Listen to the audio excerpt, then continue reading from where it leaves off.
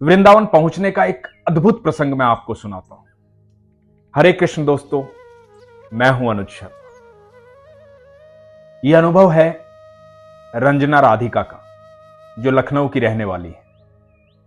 रंजना बताती हैं कि उनकी जिठानी जो है वो करीबन करीबन 8 साल के लिए बाहर थी, तो उनके लड्डू गोपाल की सेवा करने का मौका इनको मिला। जन्माष्टमी के दिन स्नान करवाया। बताते हैं कि उनको स्नान करवाना, उनको वस्त्र पहनाना, उनको भोग लगाना सुखद अनुभूति है। जब जेठानी आई तो उन्होंने अपने लल्ला को ले लिया, और ले भी क्यों ना, उनके लल्ला थे, उन्होंने ले लिया। रंजना बताती कि उससे पहले मेरा कोई ऐसा भाव नहीं था, कोई आस्था नहीं थी, लेकिन जैसे ही लल्ला मेरे पास से गए, मुझे ऐसा लगा कि जीवन में सब कुछ चला गया है, अधूरी रह गई हूं मैं। कुछ ऐसा है जो मेरे पास नहीं है, जिसके बिना दिल नहीं लग रहा है, और दिन रात सुबह शाम लल्ला की याद आए। मन करे कि लल्ला मेरे पास हो। 4 सितंबर 2021 को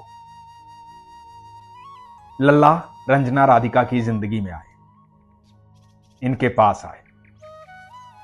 अब जैसे ही ठाकुर जी इनके पास आए तो इन्होंने वीडियोस देखनी शुरू की।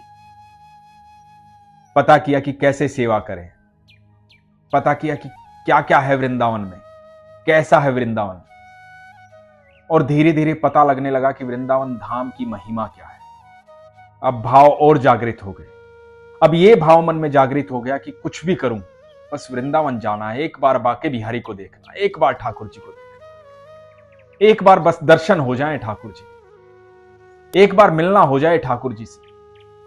अपने लल्ला की सेवा करती, मन में एक ही भाव रहता, एक बार वृंदावन जाना है, मेरे ठाकुर से मिलना, उन्हें देखना है, बस उनसे मिलना है, बस मन में बस यही चल रहा था। अचानक से एक दिन इनके पिताजी का फोन आया। पिताजी ने कहा कि बेटा, मैं वृंदावन जा रहा हूं, तू चलेगी?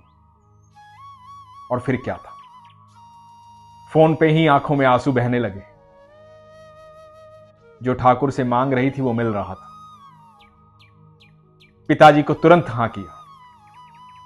रंजना बताती है कि इनका 7 साल का बेटा, इनकी बहन और इनके पिताजी वृंदावन गए।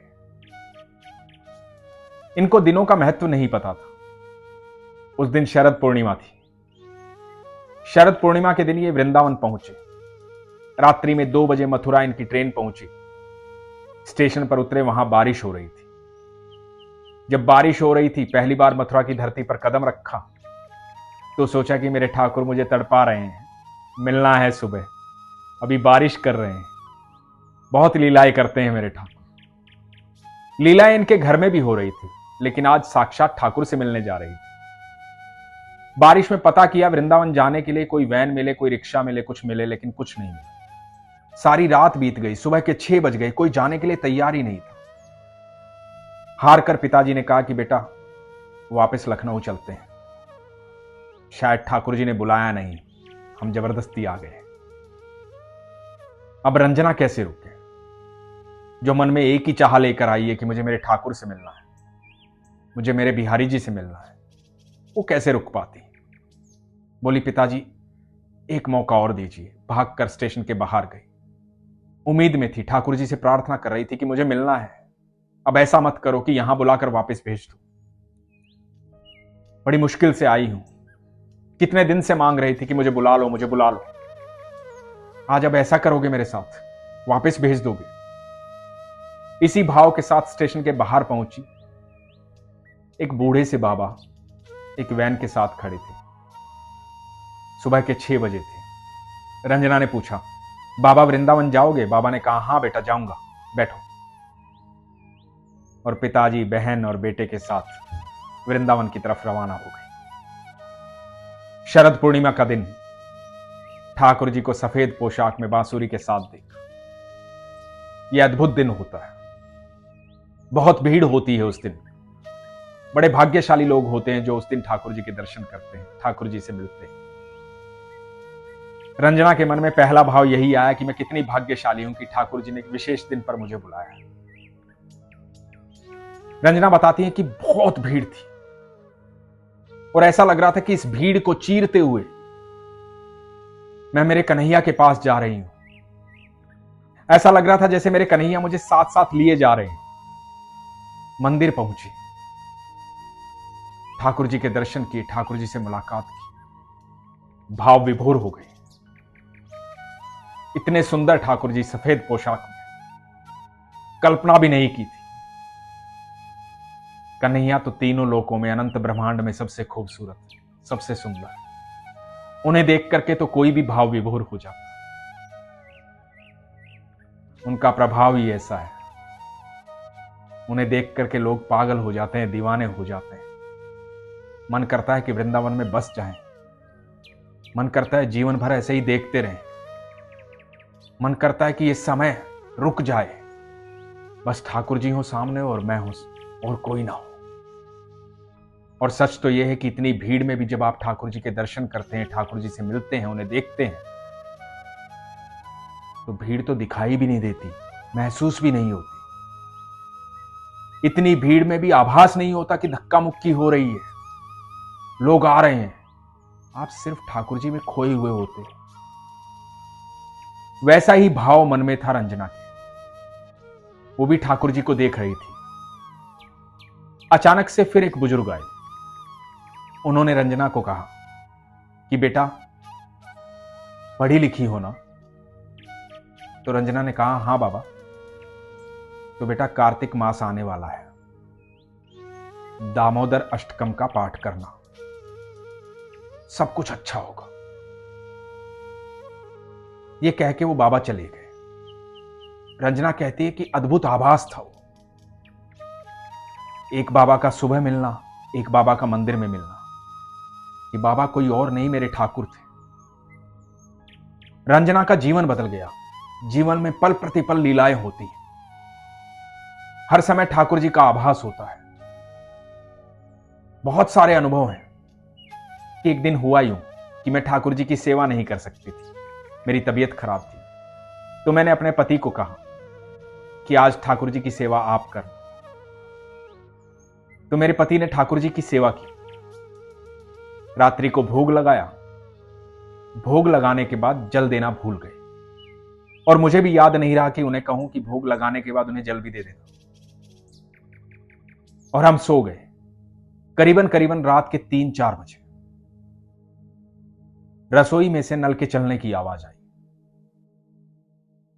मैं भागकर रसोई में गई। रसोई के नल का पानी चल रहा था। मैंने अपने पति को बुलाया, पानी चल रहा था। मेरे मन में पहला ख्याल यह आया, क्या ठाकुर जी को जल दिया था? तो पति से पूछा। पति ने कहा कि मैं भूल गया, मुझे पता नहीं था। और मुझे आभास हुआ कि इतनी सर्दी में मेरे कन्हैया कैसे उठ के चल के रसोई तक आए हों, ये प्यास लगी होगी, जल देना भूल गए। आज ठाकुर जी से क्षमा मांगी। रंजना राधिका कहती हैं कि राधिका उनकी मम्मी का नाम, और ये नाम उन्हें वसीयत में मिला है, प्रेम में मिला है। कहते कि मैं बहुत सौभाग्यशाली हूं कि मेरे नाम के साथ राधिका जुड़ा हुआ है, और मैं ठाकुर जी की भक्त हूं, ठाकुर जी से प्रेम करती हूं। मेरे ठाकुर ने जीवन में बहुत कम समय में मुझे बहुत सारी लीलाएं दिखाई। मैं हर वक्त उनका आभास करती हूं, हर वक्त वो मेरे साथ महसूस होते हैं। ये विश्वास की बात है। जब आपका विश्वास होता है, आपका सच्चा प्रेम होता है, आपके अंदर सरलता होती है, सहजता होती है, ठाकुर के अलावा कोई चाह नहीं होती है, तो ठाकुर जी आपके सामने आ जाते हैं। ठाकुर जी आपसे मिलते हैं, ठाकुर जी आपसे प्रेम करते हैं। ठाकुर जी को अनुभव करना चाहते हैं तो सरल हो जाइए, सहज हो जाइए, निस्वार्थ हो जाइए। आप यकीन मानना, जो ठाकुर को पा लेता है वो सब कुछ पा लेता है। जब आपके पास श्री कृष्ण होते हैं, ठाकुर होते हैं, तो तीनों लोकों में आपके किसी भी कार्य में कोई बाधा नहीं आती। आपको कोई रोक नहीं सकता, कोई हरा नहीं सकता। आपने जीवन में कितने भी बुरे कर्म किए हों, कितने भी प्रारब्ध आपके हों, यदि आज ही आपको यह आभास होता है कि मुझे श्री कृष्ण की शरण में चले जाना चाहिए, तो चले जाइए। आपके कर्मों के जो प्रारब्ध आप काटेंगे, उन प्रारब्ध का आपको पता भी नहीं चलेगा, क्योंकि ठाकुर आपके प्रारब्ध काटने में आपकी मदद करेंगे, आपको पापों से मुक्त कर देंगे। वो अनंत ब्रह्मांड के मालिक हैं, सबसे दयालु हैं, सबसे प्रेम करते हैं। उन जैसा तीनों लोकों में कोई भी नहीं। इसलिए आज ही आपको ऐसा लगता है कि मुझे अपने जीवन को बदल लेना है, मुझे अपने जीवन के सारे कष्टों को दूर कर देना है, तो एक ही उपाय है, मेरे ठाकुर की शरण में आ जाइए, मेरे कृष्ण के पास जाइए और उनसे जाके कहिए अपने मन की बात, जो आप किसी से नहीं कह सकते, जो आप किसी को नहीं बताना चाहते। ठाकुर आपको प्रेम भाव की नजरों से देखेंगे, आपको हर कष्ट से मुक्त करेंगे। ठाकुर लोगों की तरह आपको जज नहीं करते, आपसे प्रेम करते हैं। इसलिए हमेशा कहता हूं, अपने विश्वास को मजबूत रखिए, अपना ख्याल रखिए। हरे कृष्ण।